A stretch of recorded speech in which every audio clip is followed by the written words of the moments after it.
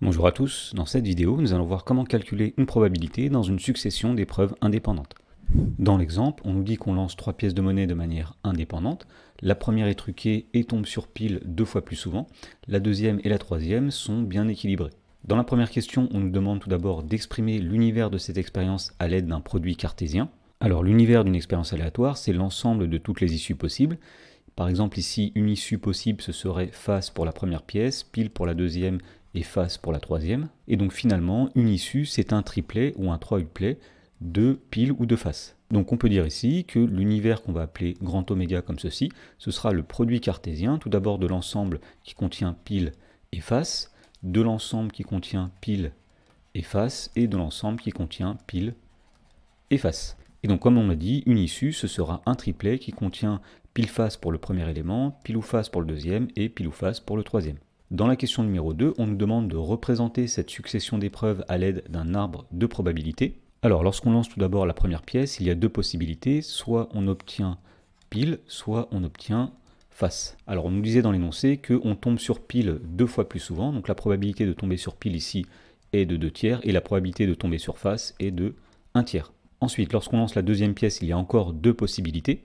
Donc par exemple, si on était tombé sur pile au premier lancer, eh bien pour le deuxième lancer, on peut tomber encore sur pile ou bien sur face. Même chose, si on était tombé sur face au premier lancer, on peut tomber sur pile ou bien sur face. Ensuite, on sait que la deuxième pièce est bien équilibrée, donc on a une chance sur deux de tomber sur pile, une chance sur deux de tomber sur face, même chose, une chance sur deux de tomber sur pile, une chance sur deux de tomber sur face. Et pour finir, pour le lancer de la troisième pièce, il y a encore deux possibilités à chaque fois, soit pile, soit face. Donc on peut compléter l'arbre comme ceci jusqu'en bas. Et pour finir de compléter l'arbre, eh bien on savait que la troisième pièce est une pièce bien équilibrée. Donc on a une chance sur deux de tomber sur pile, une chance sur deux de tomber sur face, même chose, une chance sur deux de tomber sur pile, une chance sur deux de tomber sur face, et ainsi de suite. Et comme ceci, on a bien complété l'arbre de probabilité. Dans la question numéro 3, on demandait de calculer la probabilité de l'événement qui contient l'issue pile, face, face. Alors pour calculer une probabilité lorsqu'on est dans une épreuve qui consiste en une succession d'épreuves indépendantes, eh bien on va utiliser une propriété. Alors lors d'une succession de n épreuves indépendantes, c'est-à-dire des épreuves pour lesquelles le résultat de l'une n'a pas d'influence sur le résultat de l'autre. Eh bien lors d'une succession de n épreuves indépendantes, la probabilité d'une issue x1, x2, etc. xn est égale au produit des probabilités de chacune des issues du n-uplet. Autrement dit, on fera la probabilité d'obtenir x1 dans la première épreuve, multipliée par la probabilité d'obtenir x2 dans la deuxième épreuve, etc., multipliée par la probabilité d'obtenir xn dans la nème épreuve.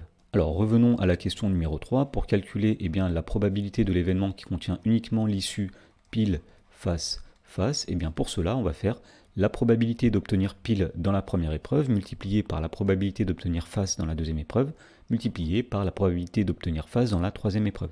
Alors si on reprend l'arbre pour mieux visualiser ceci, donc ce qu'on cherche à calculer ici, c'est la probabilité d'avoir tout d'abord pile, ensuite face, et donc la probabilité d'obtenir pile dans la première épreuve, elle est de 2 tiers, donc nous dirons ici que c'est 2 tiers, multiplié par la probabilité d'obtenir face dans la deuxième épreuve, c'est-à-dire une chance sur 2, multiplié par la probabilité d'obtenir face dans la troisième épreuve, c'est-à-dire une chance sur 2. Alors lorsqu'on calcule ici, nous avons 2 fois 1 fois 1, c'est-à-dire 2, divisé par 3 fois 2 fois 2, c'est-à-dire 12.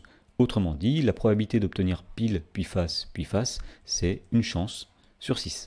Alors dans la question 3, on demandait aussi de calculer la probabilité de l'événement obtenir une seule fois pile. Alors pour calculer la probabilité de cet événement, on va regarder toutes les issues qui composent cet événement. Autrement dit, on va regarder dans l'arbre tous les chemins qui contiennent exactement une seule fois pile.